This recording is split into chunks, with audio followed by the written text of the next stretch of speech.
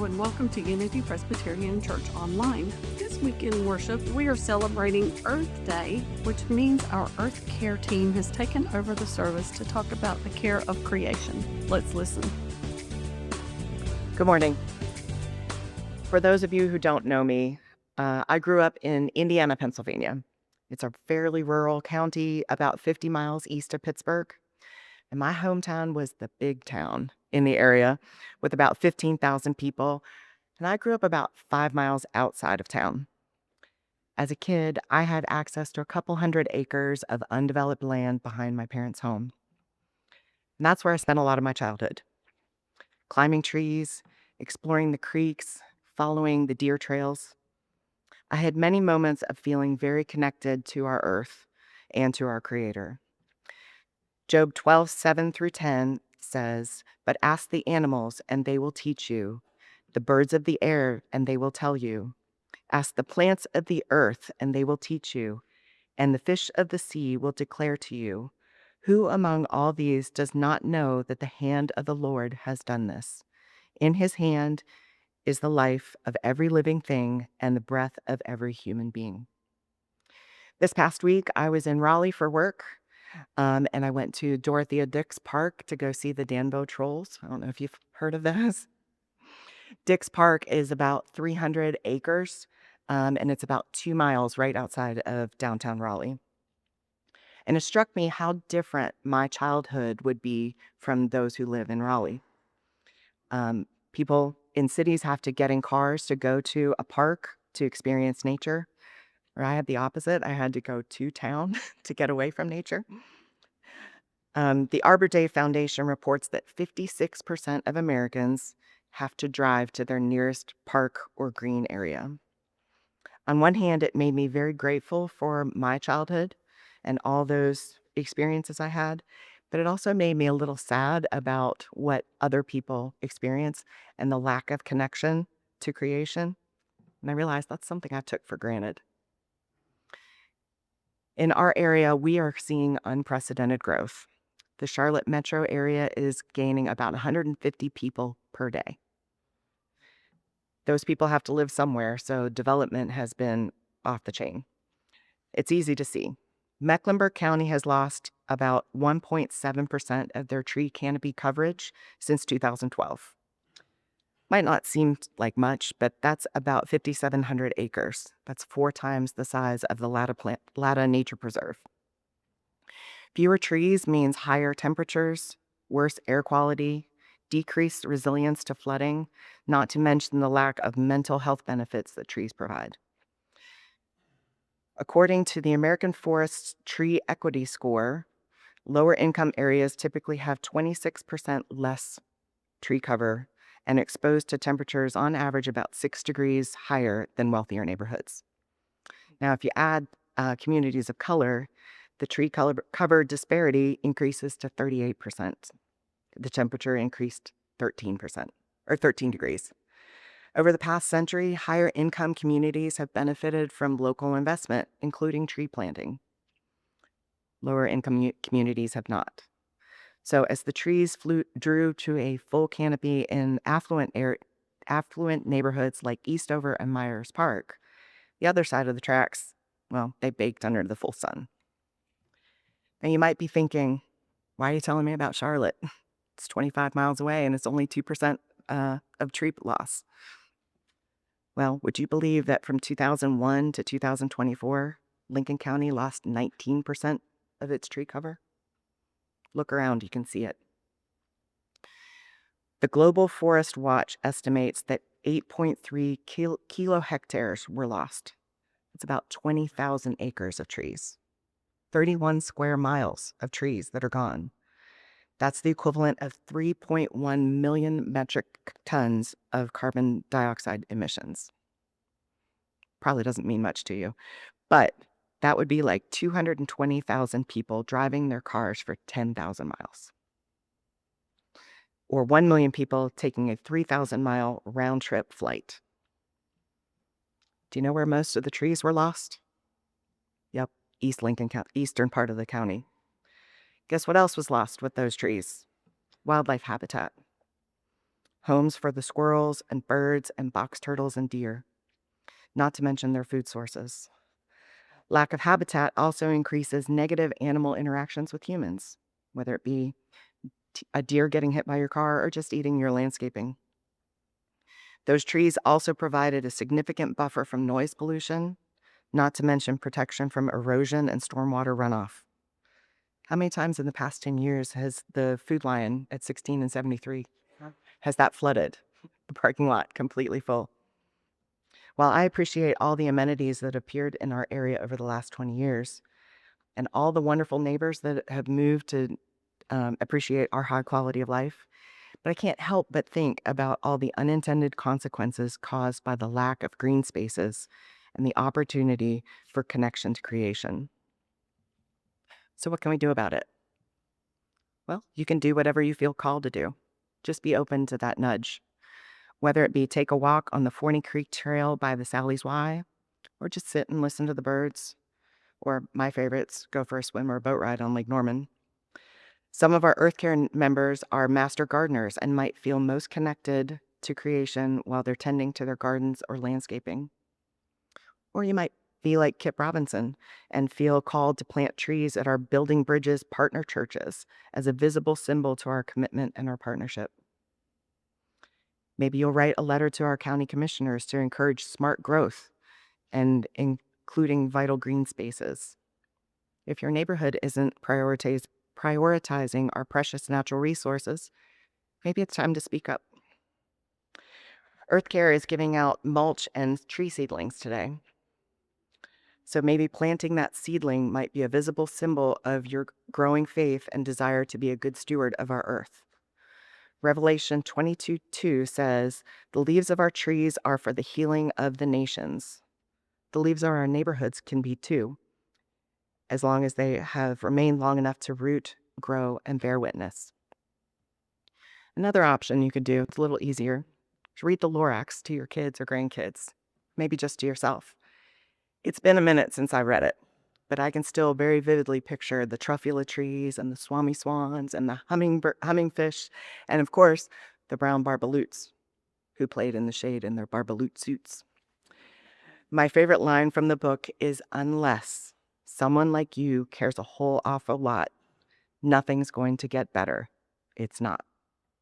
So I'm asking you to care a whole awful lot. Take whatever action you need to feel connected to our earth and trust that He will guide us. Jeremiah 17:8 says, "He, the one who trusts in the Lord, will be like a tree planted by water. It sends roots out towards the stream. It doesn't fear when heat comes, and its foliage remains green. It will not worry in the year of drought or cease producing fruit." When our roots drink from the stream, the living water Jesus offers us, we can stay green and fruitful even through the dry times. I hope you will.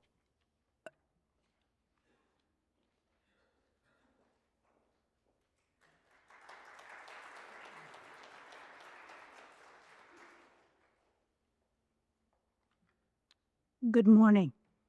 I'd like to reiterate David's welcome. Thank you all for being here and showing your support for Earth Care. It's a vital part of this church. During a post-game interview, a sports reporter asked a university women's basketball coach what she told her team during adverse times when they're losing. With little hesitation, she said, "I tell them we concentrate on what's real and what's true. That all the murmurings and the noise on the outside is just that, noise and distractions. And they don't have anything to do with how the team succeeds or how the players play." Even though her comments were specifically related to basketball, I think it's healthy advice as to how we can handle life. And today, I thought I would use that philosophy to share my thoughts on Earth Care. What's real about Earth Care? What are some of its distractions to Earth Care? And what are the truths about Earth Care that can support a church's having an Earth Care team as part of its missions program. What's real? Mother Earth is not well. She is hurting. Her symptoms, the temperature changes, the violent storms, the floods, the drought, grow more acute, and her cries for help grow more urgent with each passing season. We are depleting our resources faster than Mother Earth can replenish them. Human beings now use 75% more of these resources than our ecosystem can sustain. The critters and creatures that God made are having it harder and harder to live with us in harmony. A UN special report projected that by the year 2050, 30 to 50% of all species will be extinct. Could we possibly be paving and clear-cutting our way to a barren land? What are the distractions? Social media and television bombards us every day with ads to buy more stuff, accumulate more things. We are enticed to lead a lifestyle of show rather than one of gratitude and one of honesty. Can creation care, or has creation care, taken a backseat to consumerism, convenience, and just cold-hearted callousness? When we are trying to determine the wisdom of a policy, the effects of a project or development, or the validity of a proposal, is the only question or the primary question we ask, what's the bottom line? Doris Jansen Longacre, an environmental activist and author of the book Living More with Less, proposes that when determining the validity of proposals or wisdom of policies or whatever else we're trying to decide about development, we should ask these two questions first. Does it nurture people? And does it protect the environment? By asking these two questions, she says, we are asking God-conformed questions. And if we can answer yes to those queries, then we can say, is it scientifically possible and can we afford it? Creation care is not capital. The decisions that our nation makes, our state makes, our community makes, we make, have the greatest effects on our neighbors who have fewer resources and even less political power. Matthew 22:39 tells us, love your neighbor as yourself. What are truths that we can point to about creation care?